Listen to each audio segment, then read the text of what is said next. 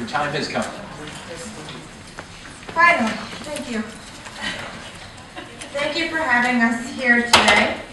It's been a pleasure. It's my first time at the Capitol. I understand I'm on the clock, so I'll try to do this as quickly as I can, but at some points I want to talk slowly so that you understand what I'm saying. First I'm going to start off. My name is Jessica Chiong. I live in West Haven, Connecticut. Hi, Mr. Davis. How are you? Hi, Jessica. I'm going to ask you this question to kind of think about it as I go over my testimony, because I didn't include this in my testimony. I was PTA president of my school last year, and I knew of the Common Core being put in since 2010. I didn't really see any issues 2010, 2011, but last year I started to question it and do a lot more research. So I went to see my children's tests, the Common Core tests that they were doing in the classroom. I was told I could not take these tests home because we're not allowed to see them. So I'd go see them in the school. I'm going to use my son for an example. When he started off in first grade last year, he started off at a kindergarten phase of Common Core. In first grade, kindergarten phase. By the end of the school year of first grade, I believe there was 5 or 6 phases. He only surpassed 2 or 3 of those phases. So I looked at my teacher and I said, oh man. We'll give you a little bit of time. All right, I'll try to wrap it up. You lost him with your preamble, but if you could. Yes, I know. I didn't realize it went so fast. Anyways, so by the end of the school year, he only passed 2 or 3 of the phases, yet they still passed him on to second grade. I didn't understand that. So that was part of the confusion of why I started looking into Common Core. So my testimony that I wrote, I'll try to read very quickly. As a mom of 3 young... It's really, we have the written testimony, so if you want to summarize your main point, that would be most appropriate. Okay. Other things that I want to testify that wasn't on my testimony is, do you guys remember outcome-based education? 1970s, 1980s? Anybody remember that? Okay. And do you remember No Child Left Behind? Okay. Outcome, OBE, was a great-grandfather. No Child Left Behind was a grandfather.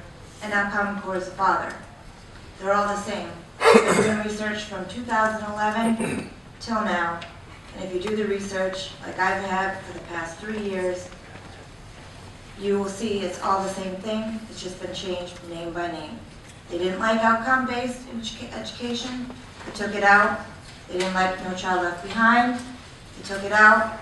Now we have Common Core. Thank you for your testimony. Other questions? Thank you, Mr. Chairman. Good evening, Jessica. Thank you for your patience. I'll just ask you this very simple question. What would you like to see happen? What would you like to see this legislature do? I want to see the state of Connecticut opt out of Common Core. If any of you are paying attention members do have to be able to. at all, you will see Okay. that 4 states have opted out of Common Core. Thank you. Michigan is on its way out of opting out of Common Core. And every other single state in the United States is doing the same thing that we are trying to do here in Connecticut. It's not just a Connecticut issue. It's a national issue.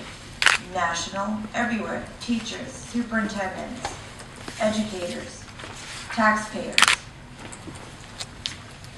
Would you suggest that that be a mandatory opt-out for all districts or a permissive enabling opt-out? I suggest that the state of Connecticut totally and completely gets out of Common Core.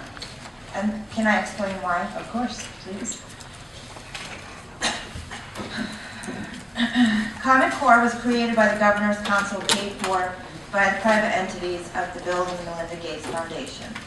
A slip past the legislature was given the race to the top by market for all the states that wanted to adopt it. Connecticut, we did not receive this money. But through the minutes that I have seen from the Educational Committee and when you guys sat down and discussed back in 2010. You guys continue to ask for more and more time to review the Common Core standards, and then all of a sudden the state of Connecticut just adopted them. Excuse me, I'm just going to ask you to just be concise about why we should drop out. I think it's a very good question. So you said the whole state should drop out, so if you can just tell us why you think we should drop out. Is it the kids or, There is so many issues to Common Core that I could be here all night, all day. I could be here for a week. The main concern is I've done the research. From 2009 and before, we were meeting state standards. 2010, we implemented Common Core. Our test scores dropped. 2011, they dropped more. 2012, they dropped more. And probably 2013, even more. So, in my opinion, since we've adopted Common Core, we've done nothing but fail. So why not go back to what we were doing and just improve it on our own? We have teachers who went to school to teach. We have professors who went to school to write curriculum. They have doctorate degrees. Let them do their job. We do not need the federal government to tell us what we need to do. They should not be involved with our children's education by any way. State. Thank you very much, and thank you, Madam Chair. no, thank you for Sorry, the question. I can- No, it's, you know what, you waited a long time, you're very passionate, we really appreciate it. Really I've appreciate done you a coming lot in. of research, so sometimes Yes, understood. And you can feel free to share more with committee members, through email if there's more, and we do have your testimony. So thank you very much for coming out tonight. thank you. Thanks for your question. Madam Chair. Representative Davis? Yes, Mr. Davis. I really hope that we're going to sit down and talk sometime soon. Some things never change. I hope that your experience here coming up the first time has been informative and a good learning experience. You were always a very good student. Knowing about your research, how do you think your school district has handled implementation of the standards? We've heard from a person in your district from the teacher's point of view. I'd like to hear from a parent point of view as to what's going on with the standards and how the district is handling the standards. With the district handling the standards, as far as the parent is concerned, we have asked time and time again for a hearing from our own superintendent and assistant superintendent to explain the Common Core and have a hearing like we're having here today. Has not happened. I've asked for it since probably about a year ago next month, and I continue to ask for it. As for implementing it, they've done an excellent job by getting $2.8 million for Alliance grant money to do it. They're very passionate about it. I've gone to my Board of Ed meetings day, every other week, whatever it is that they have, and they're implementing it, and they feel very strongly about it. Actually, West Haven is, I believe, the #1 town in the state of Connecticut to fully implement it.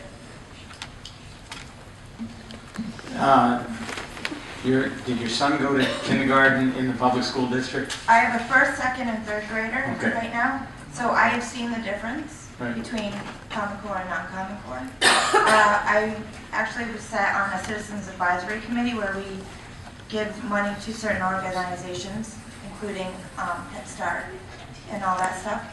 And I actually talked to the person after the meeting, and I asked her, I said, "You're in Head Start." I said, you guys don't have to follow the Common Core, do you? I said, being a Head Start. She's like, "Oh, no, we have to." I said, "No, you don't." She's like, "No, the state gave us money, so we were told we have to." I said, "No, you don't. You don't have to." And honestly, a child in Head Start, learning Common Core, what are you going to teach a child in Head Start Common Core? Okay, thank you. And we will talk. Thanks. Thank you, Representative. It seems like you have many ears, so thank you for coming out today and for your patience Thank you for and having for all your us. research. Kristen Keska, to be followed by